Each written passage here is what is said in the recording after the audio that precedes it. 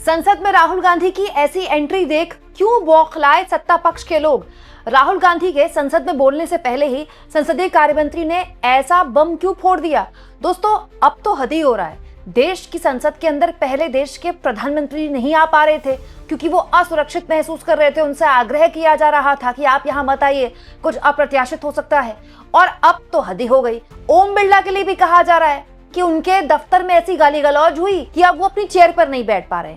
इन सब बातों विवादों के बीच राहुल गांधी ने आज ली संसद में एंट्री।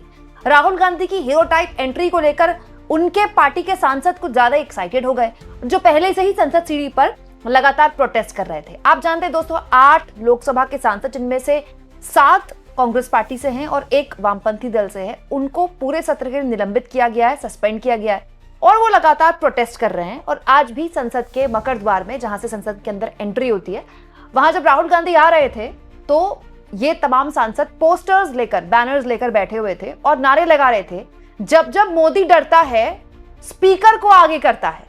और उसी वक्त वहां पर राहुल गांधी की एंट्री हो गई। राहुल गांधी अपने सांसदों को सपोर्ट देने के लिए वहां पर खड़े भी हुए और पोस्टर्स को निहार भी रहे थे, जिन पोस्टर्स में ट्रंप, एप्स्टीन फाइल और मोदी का जिक्र था। देखिए।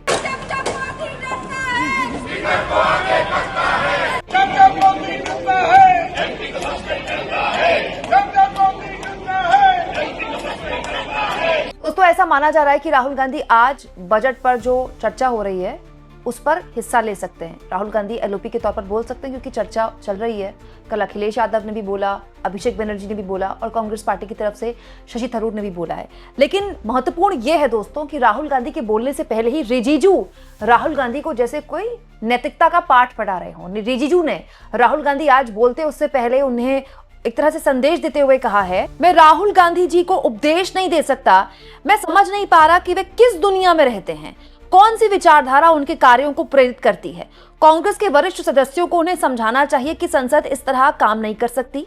यहां बच्चों जैसा व्यवहार न करें। हमारा देश विशाल है और सुरक्षा एक महत्वपूर्ण मुद्दा है। हमारी सुरक्षा को राजनीतिक हथियार के रूप में इस्तेमाल करना और किसी की गरिमा को ठेस पहुंचाना उचित नहीं। दरअसल रिजिजू जानते हैं कि आज लोकसभा के अंदर अगर राहुल गांधी बोले, भले ही बजट पर बोले, तो हो सकता है कि उस किताब का जिक्र करें जिसको लेकर ही पूरी तकरार बची हुई है।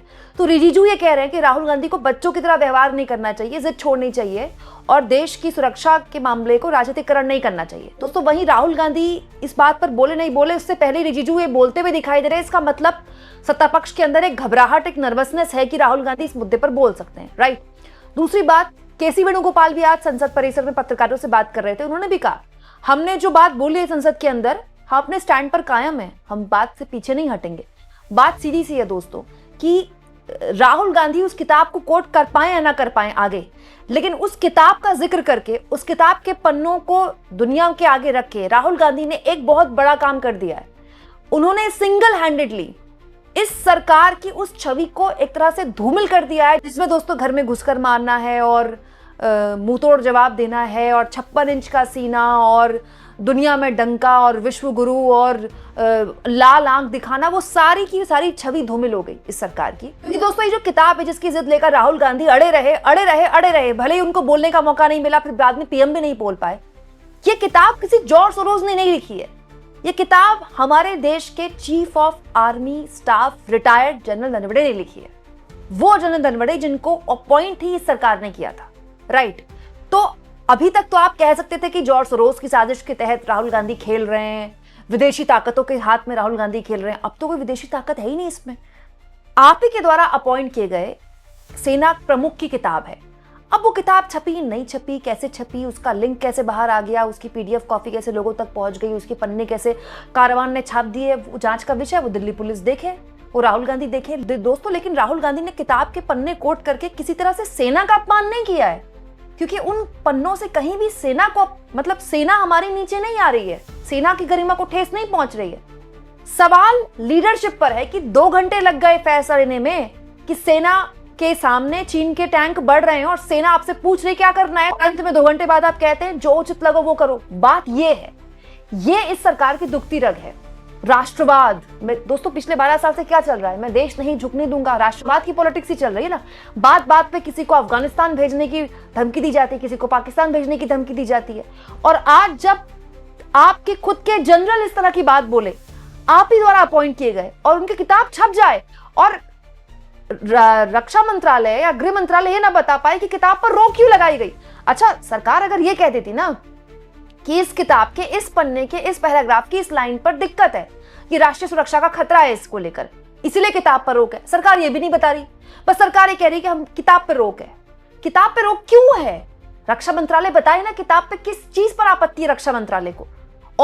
और जब किताब पर रोक थी तो किताब लीक कैसे हो गई? कारवान ने छाप कैसे दी?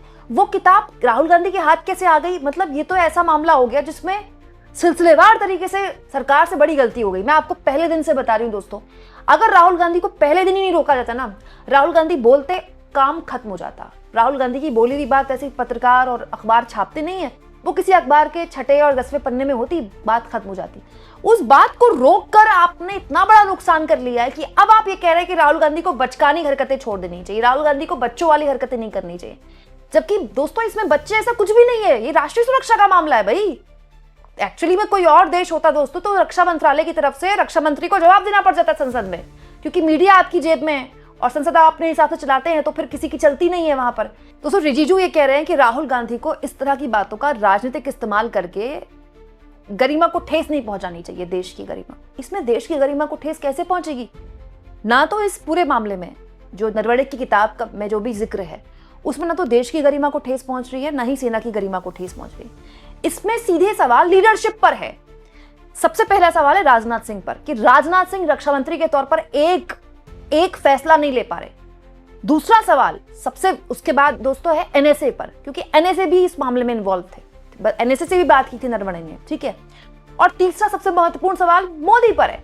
सवाल लीडरशिप पर है दोस्तों, और लीडरशिप जो होती है वो देश नहीं होती है। क्यों? क्योंकि आज इसकी सरकार है, कल को उसकी सरकार होगी। पहले इंदिरा गांधी थी, उसके बाद मनमोहन सिंह आए, अब मोदी है, कल को कोई और होगा। सरकारें तो बदलती रहती है, लीडरशिप तो बदलती रहती है। सेना वही है, देश वही है। तो ना तो सवाल सेना पे है ना देश पर है, लीडरशिप पर है। और लीडरशिप बाध्य है सवालों के जवाब देने के लिए। लीडरशिप को आप सवालों से अलग नहीं कर सकते। लीडरशिप पर सवाल, देश पर सवाल नहीं होता है। यहाँ एक और चीज मैं आपको बता दूं, राहुल गांधी के बोलने से पहले एक और चीज हुई है। आज ही मैंने आपको एक खबर भी दिखाई है जिसमें लोकसभा अध्यक्ष की तरफ से आज संसदीय कार्य मंत्री ने एक और बात बोली कि लोकसभा अध्यक्ष तो बहुत आहत हैं।